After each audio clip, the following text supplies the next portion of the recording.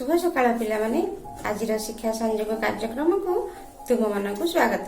आज आम कवि कृष्णचंद्र करंक लिखित भल कि करिने मुही पद्यटी को पढ़ा। प्रथमे आस कवि परिचय जानिमा। कवि कृष्णचंद्र कर जड़े शिशु साहित्यिक भाव में सुपरिचित। से जड़े शिक्षाविद और अनेक गुड़िए ग्रंथ लिखि पाठक महल आदृत लाभ करिसेंती। एबे आस आमे कविताटी को पाठ करिबा। भल कि करिनी मुही कवि कृष्णचंद्र कर। बालुत सुरुज न उठुनु आज हसर आलु बुणी।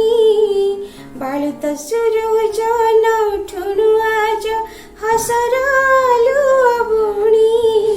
धड़पड़ होई उठिली बोलो सुआसारी डाक शुणी। पिंजरारु काढ़ी देली जे बेचाड़ी डेड़ा झाड़ी केड़े सुखी। उड़ी उड़ी से जे मिसी गले काई गहन बनर बुके।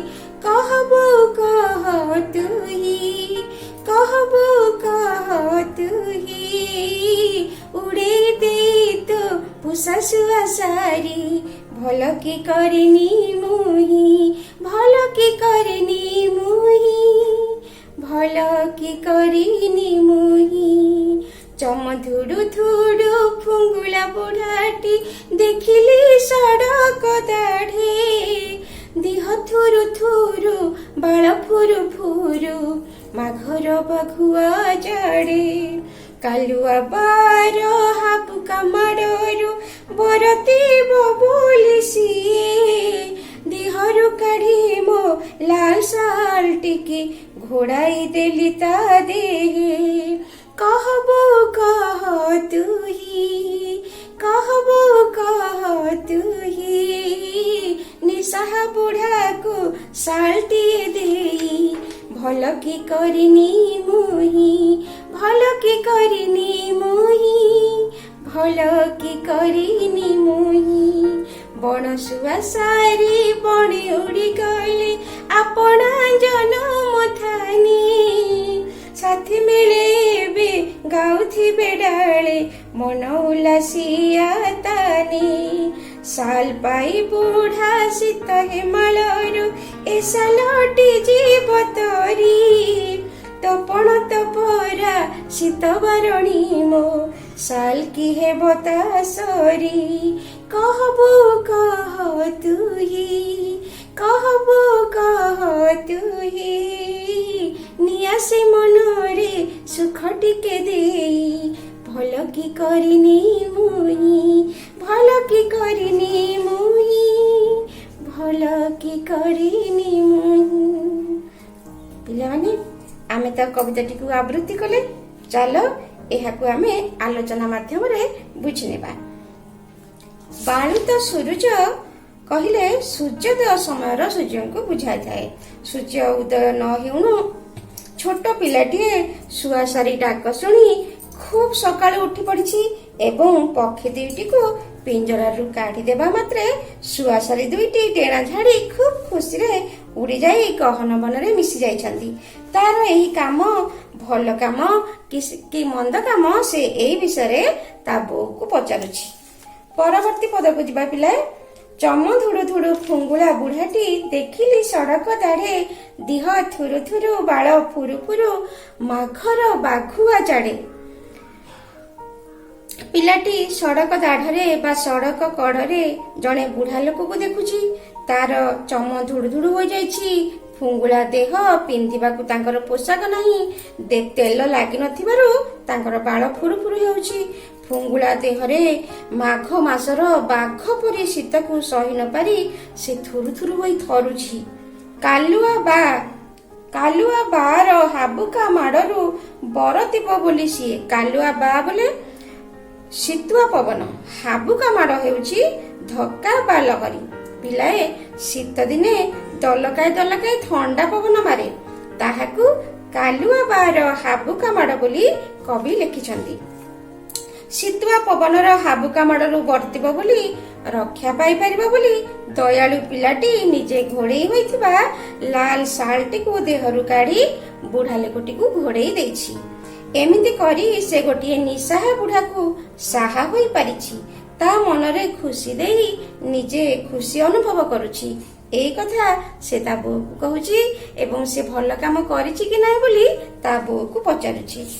ବଣ ସୁଆସାରୀ ବଣି ଉଡ଼ି ଗଲେ ଆପଣା ଜନମ ଥାନେ, ସାଥୀ ମିଳିବେ ଗାଉଥିବେ ଡାଳେ ମନ ଉଲ୍ଲାସିଆ ତାନେ।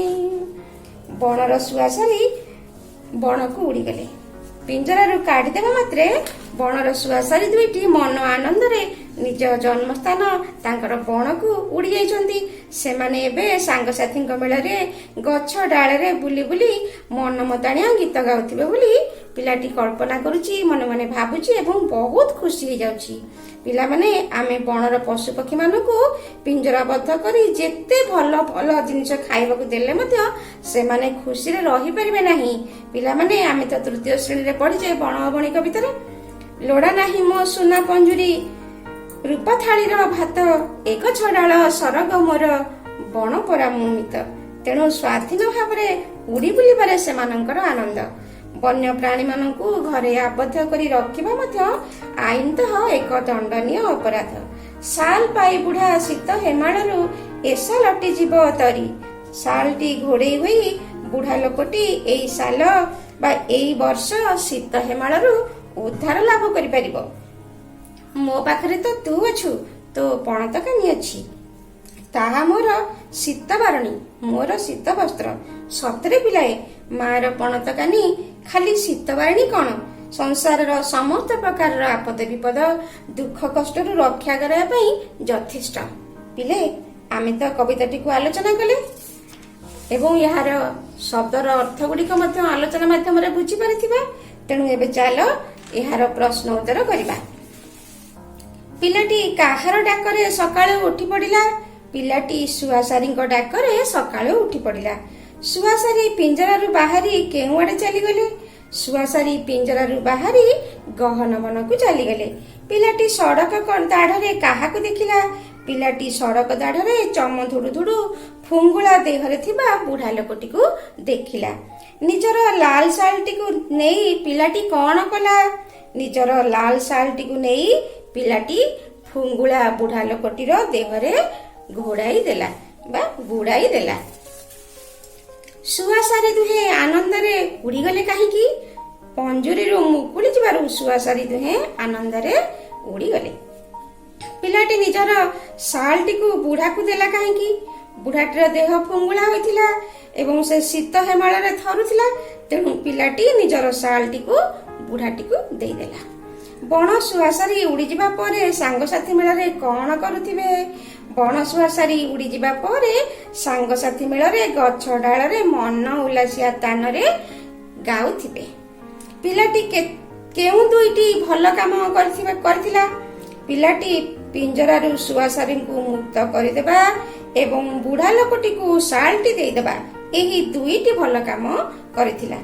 ପିଲାମାନେ, ଯେପରି ହସର ବିପରୀତ ଶବ୍ଦ ହେଉଛି କାନ୍ଦ, ସେହିପରି ଏହି ଶବ୍ଦ ଗୁଡିକର ବିପରୀତ ଶବ୍ଦ ଲେଖିବା। ସୁଖର ବିପରୀତ ଦୁଃଖ, ଭଲର ବିପରୀତ ମନ୍ଦ, ଆପଣାର ପର, ପର ଆପଣା, ଆପଣାର ବିପରୀତ ହେଲା ପର, ବାଳୁତର ବିପରୀତ ହେଉଛି ବୃଦ୍ଧ। ଏହିପରି ବିଭିନ୍ନ ଶବ୍ଦର ବିପରୀତ ଶବ୍ଦ ମାନେ ଲେଖିବାକୁ ଚେଷ୍ଟା କରିବ।